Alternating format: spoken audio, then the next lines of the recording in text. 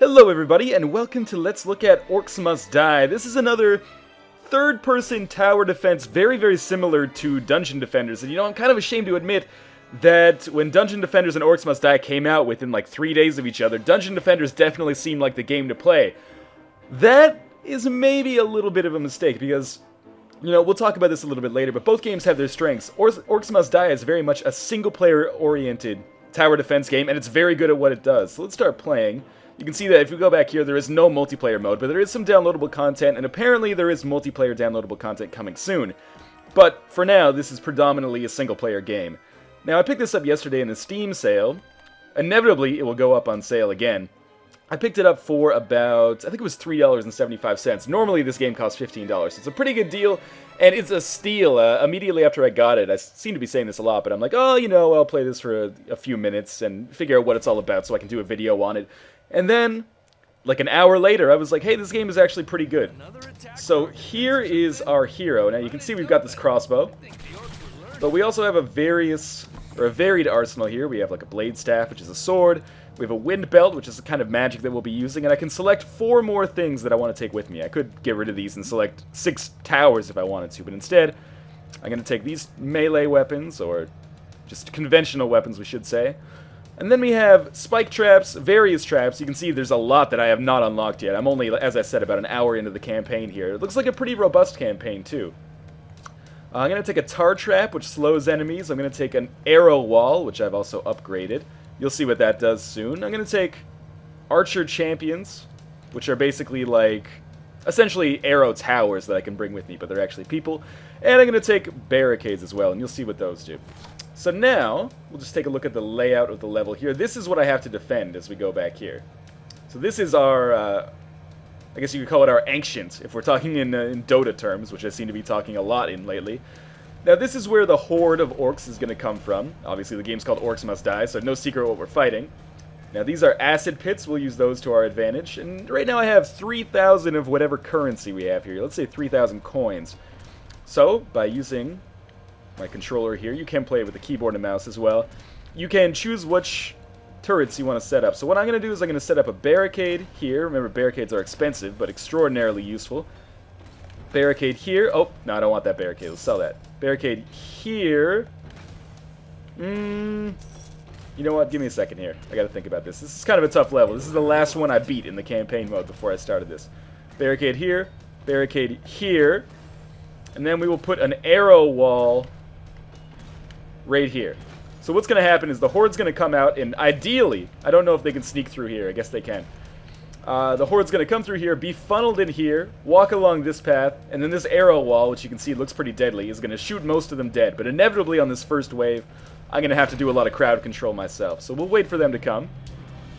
Luckily, there's only one door to worry about here. And as they come, I'm going to take them out with my crossbow. You can see the funneling is working pretty well.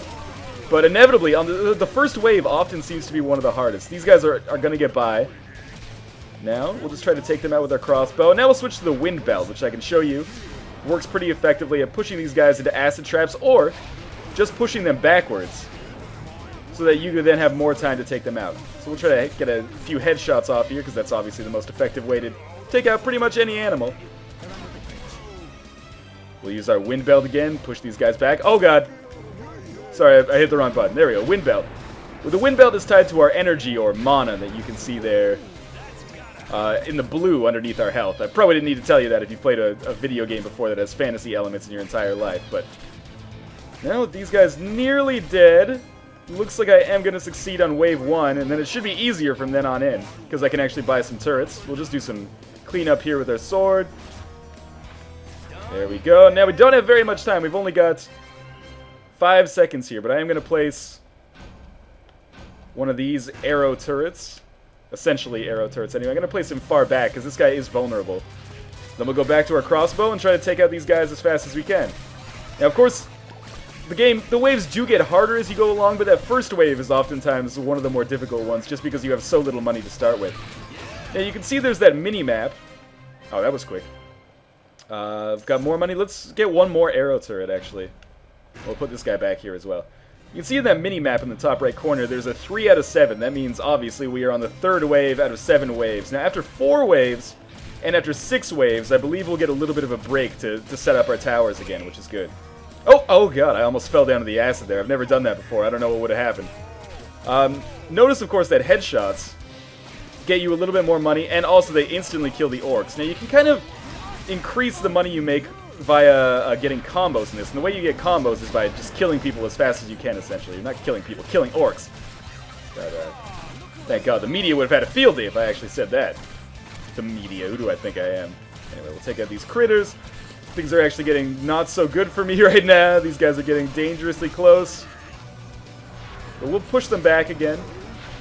Then just go back to our cross... Oh god. He's going after the Ancient. Now with enough headshots... I mean, I've been playing this game a decent amount. I've a decent shot. Let's wind belt them again. This has been very bad tower setup for me so far. I wonder if my guys are dead already. My arrow turrets. Because they are incredibly vulnerable. Murder these guys. There we go. Is this guy dead? I think I glitched him out. Oh no.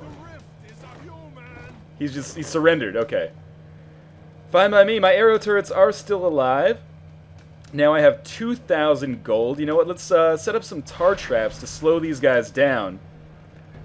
So now as they come through this kind of corridor here, they're going to get hit a lot more by those guys.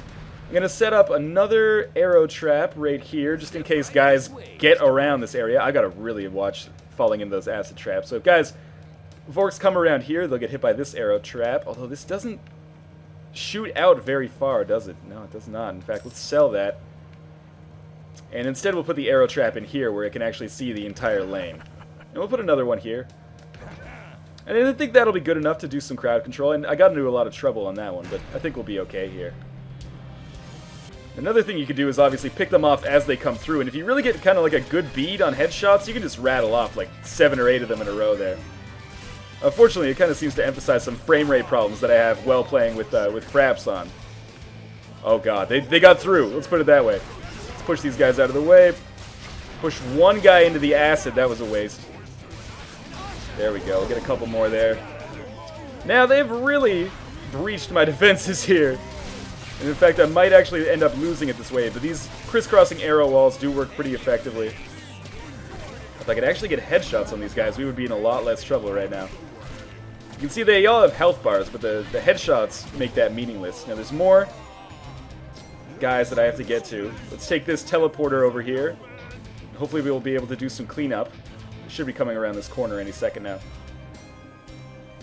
Oh god, where did they go? They're on the Ancient. How did they get there? No, no, no! Push them away. Okay, I can only allow 10 more to get into the Ancient. If they do, I guess that's actually not like an Ancient, it's like a portal to Earth. And if they get in... Oh man, that was bad. If they get in, then we have some problems as a species. Alright, so we're going to come down here. My arrow turrets are dead, which is bad, of course. Let's place a couple more. Although these guys seem to be largely ineffective, I'm going to have to do a lot more crowd control this time. We'll just fire in there like it's going out of style, basically. I'm dealing with a lot of recoil, but that's okay. Now let's cut these guys up. Arrow turret's so vulnerable when you get up close to them.